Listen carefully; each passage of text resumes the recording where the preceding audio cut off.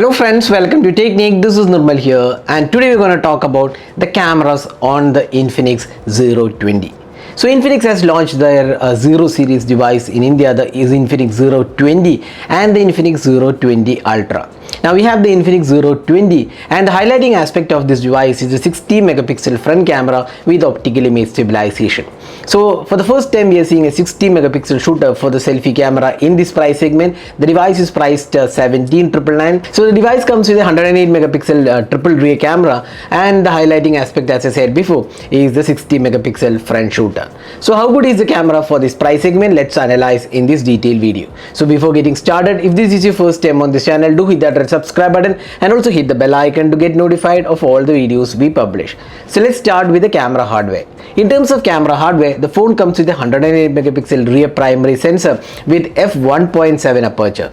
There is also a 13 megapixel ultra wide angle lens and a third 2 megapixel macro sensor.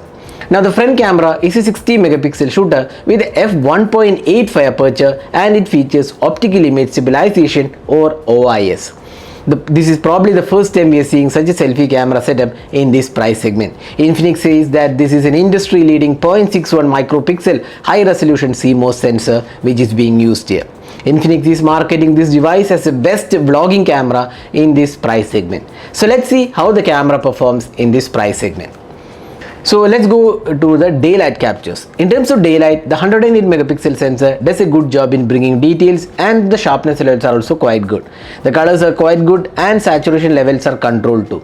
Even the sky colors looks good. The sharpness levels are good, and this is evident when you pixel peep. The dynamic range is once again quite good. There is also a dedicated 108 megapixel mode, but we didn't see any major difference in quality, neither in terms of sharpness nor in terms of colors. The phone also can shoot photos in 2x, and once again it retains good quality.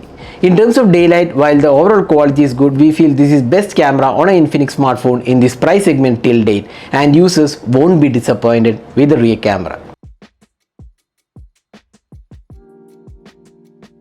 There is also a 13 megapixel ultra wide angle camera which does a good job in maintaining the details, and this is a welcome move since most devices still stick to 8 megapixel ultra wide in this segment. While the sensor does a good job with colors, the edges are soft and sharpness levels could be a tad better. Now moving on to the close-up shots, the phone comes with pretty good imaging capabilities, and the colors are once again quite good and does not oversaturate. The sharpness levels are also quite good. There is also a 2 megapixel macro sensor, but unlike the regular 2 megapixel sensors you see on other phones, Infinix has done a good job in maintaining colors and sharpness levels for a 2 megapixel shooter. Now let's move on to the portraits. The images from the 020K mode average. The details are good, but the colors are saturated and skin tones have a beauty mode applied, and we couldn't see an option to turn it off.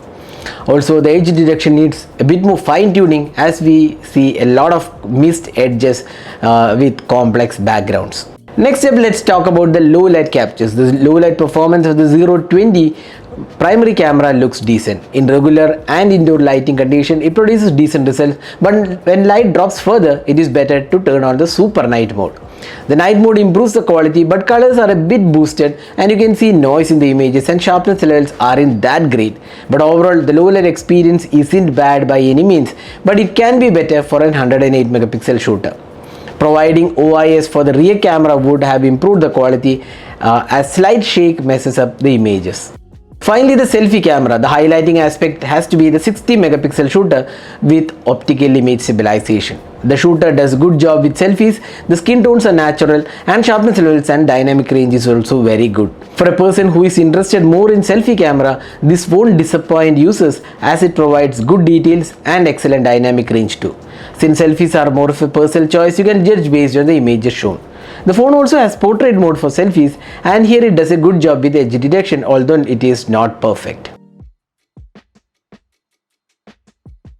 Let's move on to the video recording. The phone can record 1080p at 30 fps with electronic image stabilization.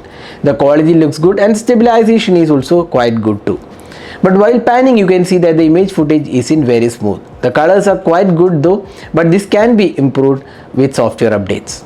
The phone also supports 1080p at 60 fps, but there is no stabilization being offered, but the overall quality looks quite okay. There is no 4K support, but it has 2K video recording at 30 fps, and here once again there is no EIS offered, and it is not recommended for moving footages. The phone also comes with 1080p video for ultra wide angle camera with EIS support. The quality is quite average and video looks a bit choppy.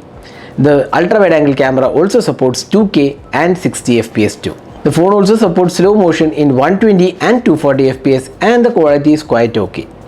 So this is the front facing camera sample taken using the 60 megapixel camera on the Infinix 020. So this has the optically mixed stabilization, and it's a 60 megapixel shooter. It can record videos in 1080p resolution as well as 2K, but stabilization is supported only for the 1080p resolution at 30 fps. So this is the quality, so you can judge yourself how good the clarity of the video is and also the audio output.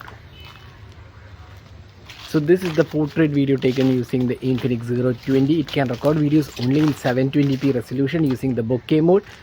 So you can judge yourself how good the clarity of the video is and also the audio output of the bokeh video.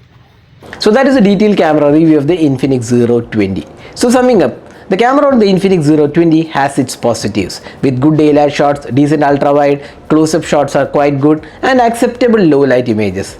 The highlight is the 60 megapixel selfie camera, which does well in photos and videos too. The portrait from rear camera definitely needs improvement, and a bit more fine-tuning of the low light would make the overall camera performance better. This is probably the best attempt by Infinix in providing a good overall package in terms of camera, and it won't disappoint most users. So what do you guys think about the camera on the Infinix 020? Do let us know your thoughts in the comment section. This is Nirmal signing off with a camera review of the Infinix 020. Hope you enjoyed watching this video. Do hit that like button and also hit the subscribe button for more videos. Thanks for watching. Hope to see you in our next video. Have a great day.